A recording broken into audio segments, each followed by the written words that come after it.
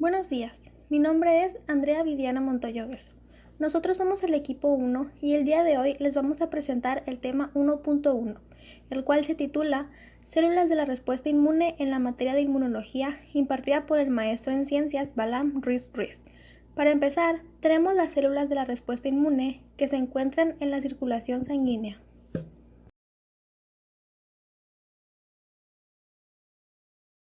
Buen día, mi nombre es Julia Alejandra Podaca Romero y hoy les voy a hablar sobre las células granulocíticas, también conocidas como granulocitos.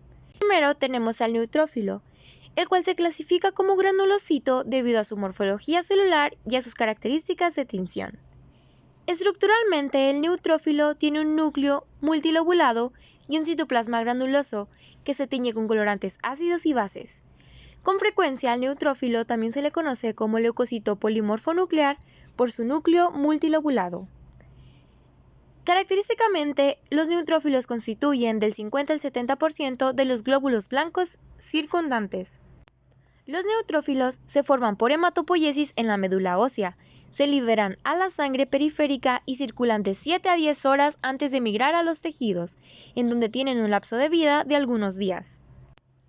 La función de los neutrófilos es fagocítica, ayuda a combatir infecciones porque ingieren microorganismos. Por otro lado, segregan enzimas líticas y sustancias bactericidas que están incluidas dentro de gránulos primarios y secundarios, las cuales destruyen a estos microorganismos. Para continuar, tenemos el eosinófilo. El eosinófilo se clasifica como granulocito debido a su morfología celular y a sus características de tinción. Estructuralmente, el eosinófilo tiene un núcleo bilobulado y un citoplasma granuloso que se tiñe con el colorante ácido de color rojo eosina. De esta reacción es de donde proviene su nombre. Característicamente, los eosinófilos constituyen del 1 al 3% de los glóbulos blancos circundantes. Los eosinófilos cumplen la función de células fagocíticas móviles que pueden migrar de la sangre hacia los espacios tisulares. Estos intervienen en la defensa contra microorganismos parasitarios, secretando el contenido de los gránulos eosinofílicos, lo cual suele dañar la membrana de los parásitos. Como los importantes dentro de los granulocitos tenemos al basófilo. El basófilo se clasifica como granulocito debido a su morfología celular y a sus características de tinción. Estructuralmente, el basófilo posee un núcleo lobulado y un citoplasma muy granuloso que se tiñe con el colorante básico azul de metileno. Característicamente, los basófilos constituyen menos del 1% de los glóbulos blancos circundantes y se producen por hematopoiesis. La función de los basófilos es liberar sustancias farmacológicamente activas de sus gránulos citoplasmáticos. Estas sustancias tienen un papel importante en ciertas reacciones alérgicas. Buen día, mi nombre es Juan Carlos Castro Barreras y continuaremos viendo células linfoides. Las células agresoras naturales o conocidas por sus siglas en inglés Natural Killer. Estas son partes del sistema inmunitario innato, poseen actividad citotóxica contra una amplia gama de células tumorales y contra células infectadas por determinados virus. La mayor está escasa de receptores de célula T o inmunoglobulina incorporada en sus membranas plasmáticas. Las características de esta célula es que constituyen del 5 al 15% de las células mononucleares de la sangre y el vaso. Se encuentran abundantes en el hígado, cuentan con granulocitos citoplasmáticos y se identifica en la sangre por la expresión CD56. El reconocimiento. Estos tienen dos tipos de receptores, receptor activador y receptor inhibidor. El activador reconoce los ligandos de las células infectadas y estresadas, mientras que los inhibidores reconocen células sanas. Su función efectora es que al activarse hay liberación de gránulos y estos inducen apoptosis de la célula infectada. Otra función es la secreción de interferón gamma, que incrementa la capacidad de matar bacterias fagocitadas.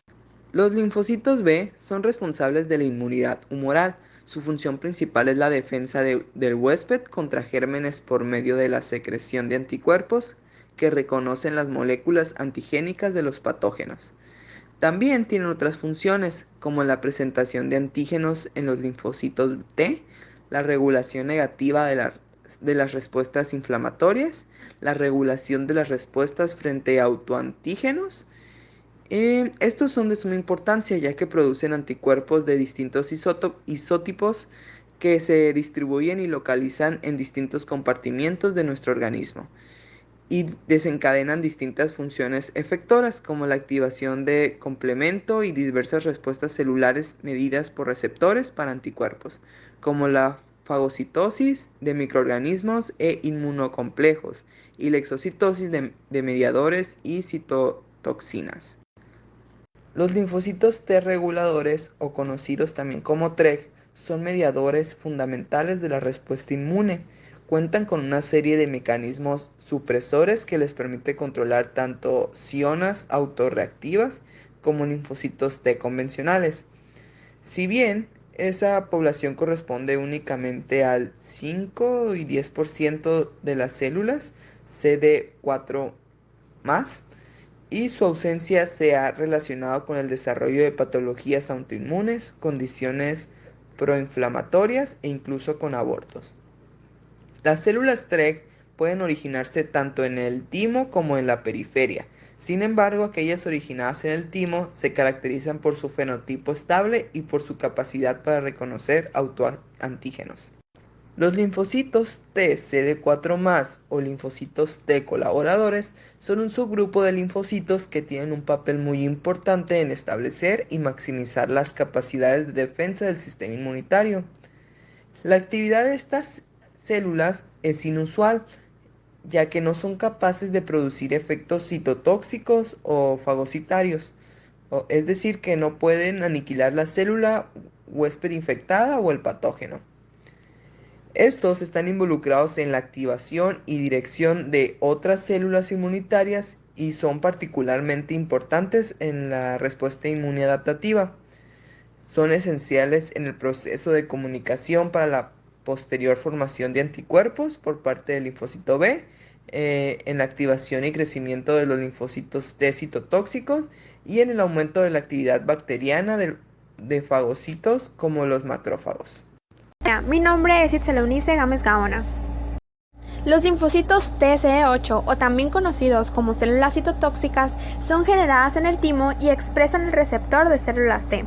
Además, son una importante herramienta contra patógenos intracelulares como bacterias o virus y para la vigilancia de las células tumorales.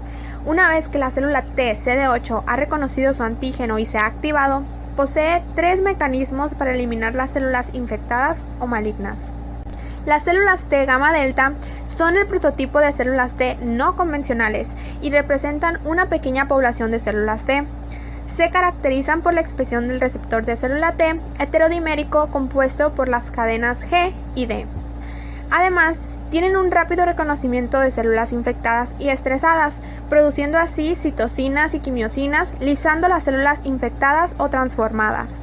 Este potencial les permite llevar a cabo respuestas inmunitarias en el contexto de inflamación, vigilancia tumoral, enfermedades, infecciones y autoinmunidad. El monocítico mononuclear comprende monocitos que circulan en la sangre y macrófagos diseminados en los tejidos. Los monocitos, que se derivan de progenitores mieloides de la médula ósea, circulan en el torrente sanguíneo alrededor de 8 horas, durante las cuales crecen. A continuación, migran hacia los tejidos y se diferencian macrófagos específicos de cada tejido.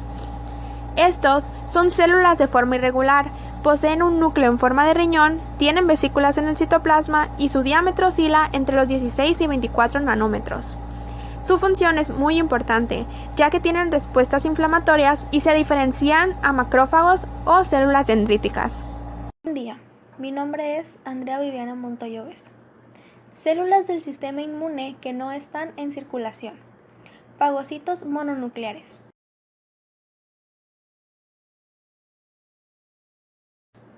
Macrófagos. Los macrófagos son células especializadas en la detección, fagocitosis y destrucción de bacterias y otros organismos dañinos. Además, pueden presentar antígenos a las células e iniciar el proceso inflamatorio mediante la liberación de moléculas que activan otras células. Los macrófagos son activados por una diversidad de estímulos en el curso de una reacción inmunitaria. Macrófagos libres. Los macrófagos libres son células grandes, más redondeadas, con un diámetro de 15 a 20 micrómetros. Tienen movilidad activa a través del tejido conectivo, con movimientos ameboides. Fijos, intestinales en mucosa normal.